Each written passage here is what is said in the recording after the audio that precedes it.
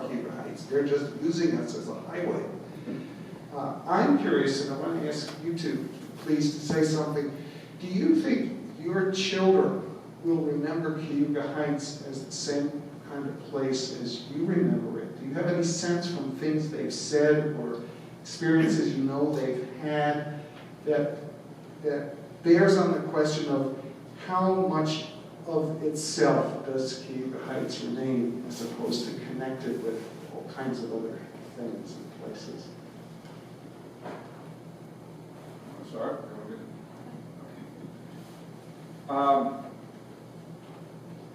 I think our kids would, and maybe only because it's kind of relative, but they would see Cayuga Heights as a pretty tight and small and secure and safe enclave. And the ease with which they may connect with the rest of the world by computers and stuff, which didn't exist when I was growing up, but does for them, almost highlights the physical. It's always kind of coming home to this area. I mean, we remain kind of the center for all our family gatherings. You take a walk out, in Cayuga Heights, it's still the physical, the geographical kind of center. And I don't think, so I think that sense of community is still there. And I can remember, going down to Boynton when we started there, which was my 7th grade year, which now the BJM for that 1 year.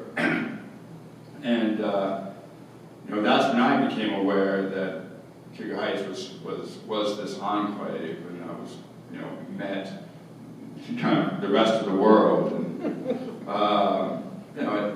it was an interesting dynamic. And junior high school was not the highlight of my academic career, or social or any other part of my life. But there is, I think that sense of kind of the core area would resonate with my kids. I think my kids who are in high school now, I think they still do what I did as a child, which is associate with my elementary school as my group, or original group. And because when the geographical areas that fed Cayuga Heights when I was in elementary school are different than the areas that fed Cayuga Heights when my kids were in elementary school, I think that gives us meaning me and my kids, two different perspectives on what is Cayuga Heights. Yeah. They count in all their buddies from West Hill and Enfield who went to elementary school with them. I don't think they in their they don't pay taxes yet, right? So in their mind they don't clearly delineate by physical boundaries of a village map.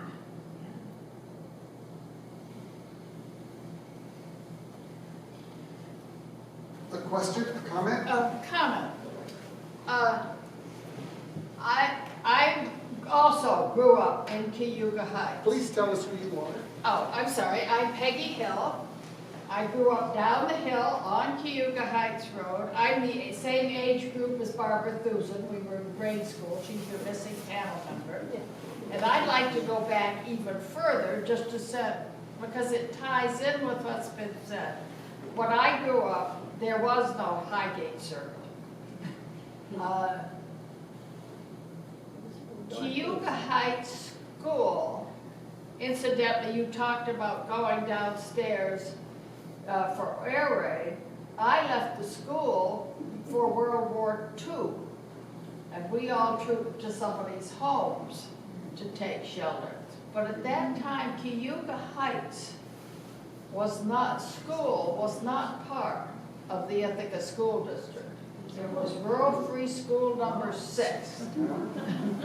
And we took in all of those children from the Lansing line, even though from Lansing through where I lived was not part of the village, up to the Dryden line on extended Hanshaw Road back to all the kids on White Park Road. We had 8 grades, and we had between 18 and 21 kids, 2 in each grade. Very, very different time. The village or the state contracted with the Ithaca High School to take the kids from the girls' free school district. So we finished 8th grade and went to 9th grade under contract. It was the time, immediately following the war, 1946, where there was great discussion of school consolidation. My dad was chairman of the school board, and they put to the village the vote, do you wish to consolidate with the Ithaca school system? The vote was a resounding no way. And the next morning, the Ithaca Journal's headline says, Cayuga Heights residents do not wish their children contaminated with the Perhaps some of this, Ralph, contributed to the feeling of that special enclave. Are you saying the Ithaca Journal was correct?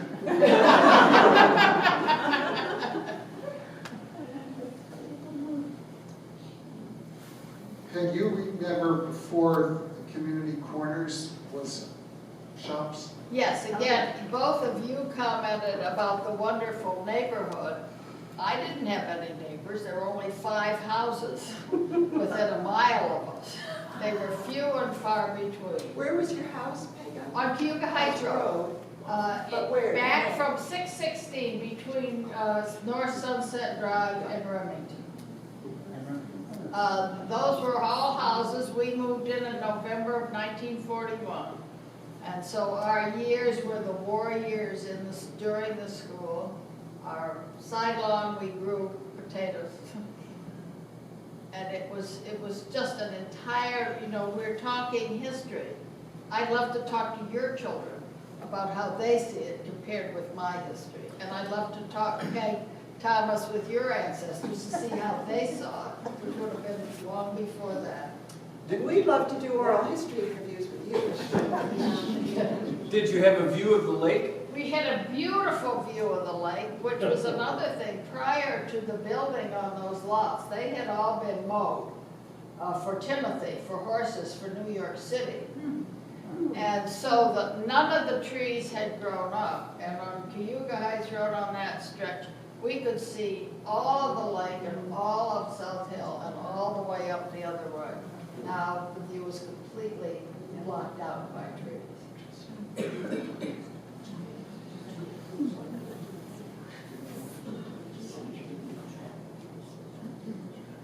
Question, comment? Question? Please tell us who you are. I'm Chris Zinder, and I live on Hampton Road, and I've just lived there for not even 2 years. But I'm Barbara Thusen's neighbor across the street.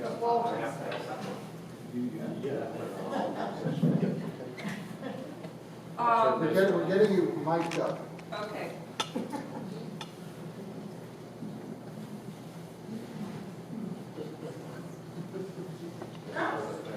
Okay. So when we moved in August of 2013, Barbara came over to welcome us, and she told us that she and her brother, who moved in there in 1934, would toboggan down the hill right down to Cayuga Heights Road. So they would toboggan from Hanshaw almost down to Cayuga Heights Road. That there were no trees, nothing blocking their way. And it was very, very rough. I didn't like that toboggan ride. I preferred something more smooth. Oh. And then their father would pick them up and drag them back up the hill. With Carson. Can I go back to Peg for a second? Are you saying that when you grew up, you felt like you were growing up in the country? I felt as though I was growing up in isolation, no? I didn't really feel like we were the country because the Lansing town line was the beginning of the country. It still is. And the school bus, the country was where the school bus didn't come by or where you didn't walk to catch it. But the country was beyond. That's an excellent. And if you lived in the Cayuga Heights School District, you didn't live in the country even though you were surrounded by fields. That's interesting. Where would the group say the country starts now? Do we live anywhere near the country now? Down near here? How close? Just at the Past BJ's. Yes. He says yes. Past BJ's is the country. Is that right? Or past the horizons. Yeah, I'm not a longtime resident. I've been here for 10 years, but Steve made a reference to going for a bike ride this morning, which he does many days every week before most of us are awake. I think when you can get on your bike and see a cow within five minutes or 5 miles, you're probably pretty close to the country. But I agree with me that it's out there beyond, a little bit beyond the edge of BJ's. But the development in Lansing now goes a long way. But I still think probably within 5 miles you get to see your first cow, or potentially, perhaps, depending on which direction you go. If you're going north, so yeah.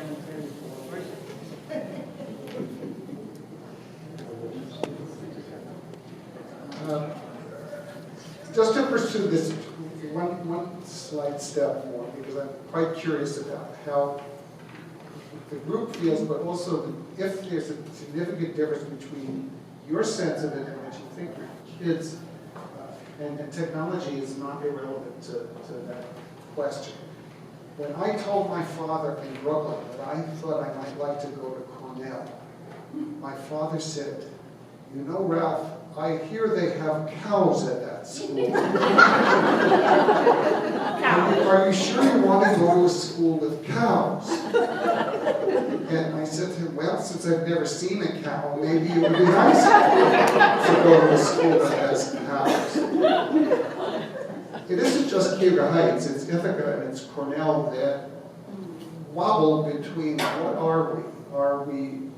Are we the end of the boondocks? Are we the center of civilization? There's a wonderful confusion that I'm not sure what your kids would say to that. I'm not quite sure what my kids would say, but I have had the suspicion that Cayuga Heights, that the sense of where it is, must have shifted from the days when people were tobogganing down Hanshaw. I guess it's okay to toboggan as long as you don't go over 30 miles an hour. Oh, we went over where the houses are now, field to field. But I want to put that question to you. The country. I think, given that my kids' general reaction to the prospect of, for example, going to Cornell is, no, we're getting out of this town. The sense, at least at their age, is we're getting out of Dodge. This is country, and that's sense now. And perhaps it is because of technology, and they're just so aware that there's so much out there and so much more accessible. And I know that somebody went to Cornell, and I can remember, particularly as a freshman, people would come up and say, "Steve, you live here. What is there to do?" And so, well, there's a lot. You just got to go out and find it. And then, conversely, being overwhelmed as a freshman, the first time I went with my roommate who lived in Larchmont down to the city, and it was like, you know, just the explosion of just things going on and the freedom to do anything you want because nobody was watching, or everybody was watching, but it was so large that it didn't really matter. would say it's still fairly country. I had a similar experience. After my freshman year at Cornell, I was invited to visit a friend who lived in northern New Jersey. And I went down and stayed with her family there, and I remember walking through the town. I can't remember the name of the town, but it was the town with the Visco factories, so you could smell Oreos baking as you walk. And just as you walk down the sidewalk, you were in the next town.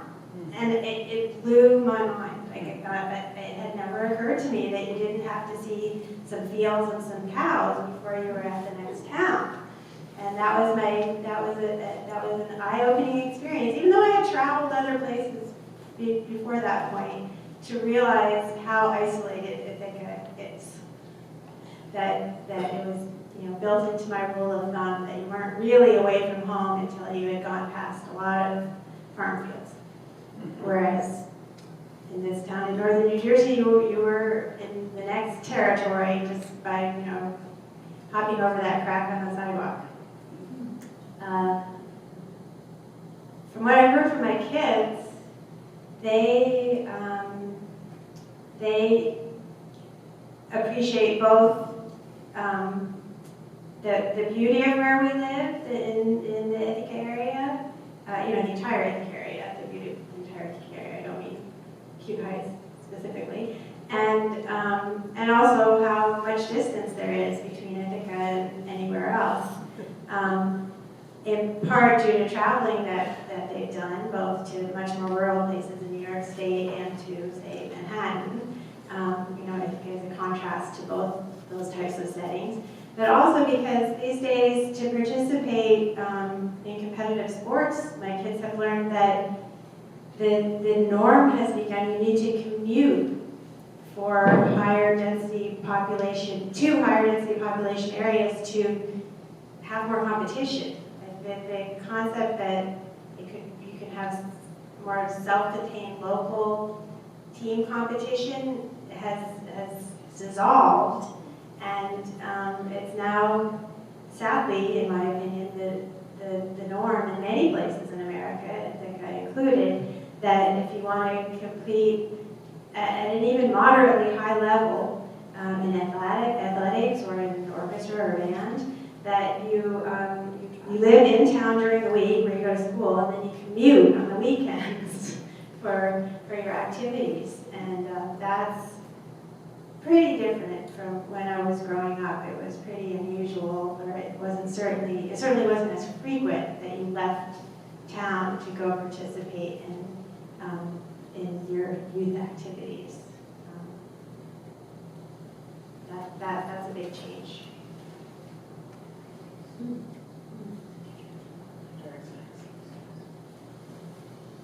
We have time to run this through the glass one more way, though, because we're getting up close to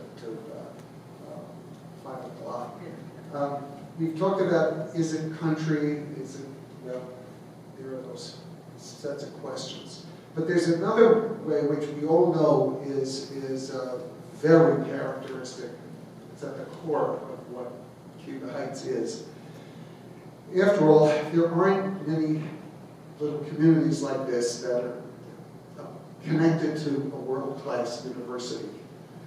I do recall reading a statistic that not that many years ago that claimed that Cayuga Heights has the highest proportion of PhDs in its population of any city in the United States. 18%. 18%. Princeton was at 11.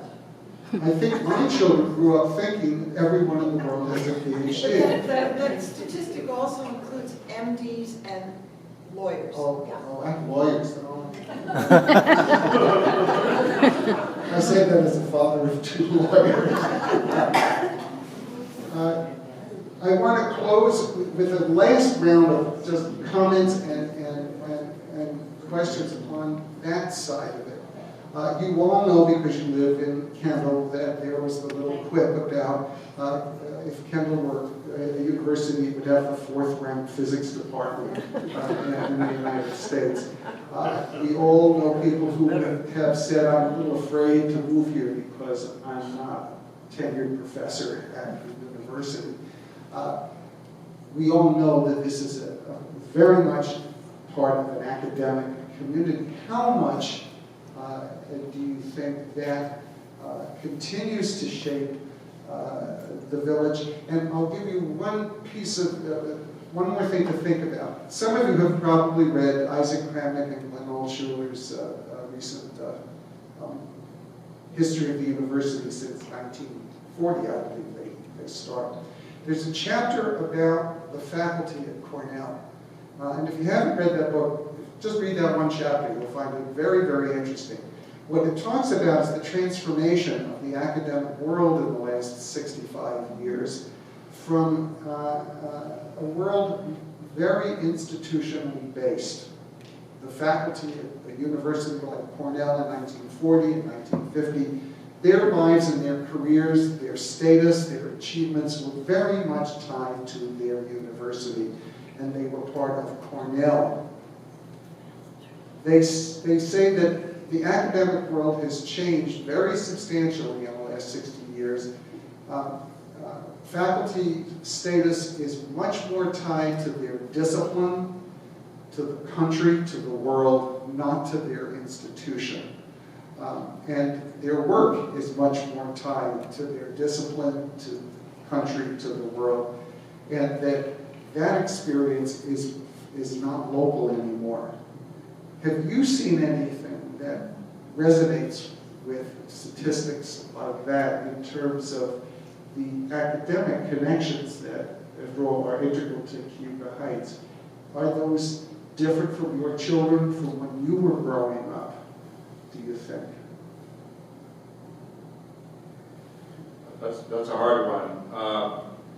I think it's generally true, probably not just with faculty, that people change jobs. And across the board, people are changing their jobs more frequently, no special loyalty. Without that specific to the Cornell faculty, on only a couple occasions have I been, go somewhere, some social event, and the presumption is that you're affiliated with Cornell. And having been and the parents of two Cornell professors, I guess sometimes I feel a little awkward that I'm not. I mean, it's fine, but I also think that there is a greater population that is not affiliated with Cornell, and that is less the norm, I think, than it was.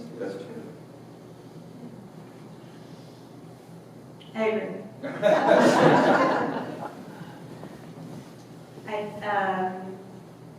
What comes to mind is I have a lot of memories as a kid participating in events on campus that were hosted for children, that different departments hosted, or different groups. And I don't know if it's just my memory of it that is different than what it was, or if it really is different.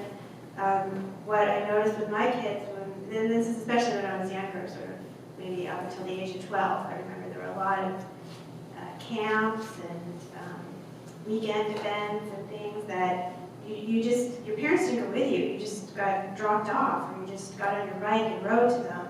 And so I remember participating in activities at Cornell as a kid that I felt like Cornell was there for me to get to do things. Whereas I don't think I feel that strongly for what my children have. A little bit of participation with something based at Cornell that my kids have done. We're getting very close to 5 p.m. We know that the cocktail hour at Kendall should never be violated, so we wouldn't dream of going too close to that. But we do have, if any final thoughts, comments, observations, conclusions that anybody would like to throw into the pot before we adjourn. Now's a good time. Yes? Well, I just one stray Please thought. tell us who you are. Rhoda Janice. I just had one stray thought that makes it very hard to compare what it was to what it is now, is listening to Allison describe playing in the construction sites. People don't let their kids out of their sight anymore. So I think that has to change the whole experience of growing up in Cayuga Heights or any other place. Your mother, I'm sure if you had a child now that was 4 or 5 or 6, you would not let your child down just running around playing, riding with her bike all over the place. So I think the world is changing and that's made a huge difference. Very true. Thank you all for giving us prime time in this beautiful afternoon. We hope you've enjoyed this. We enjoyed having the chance to do this with you. Thanks so much.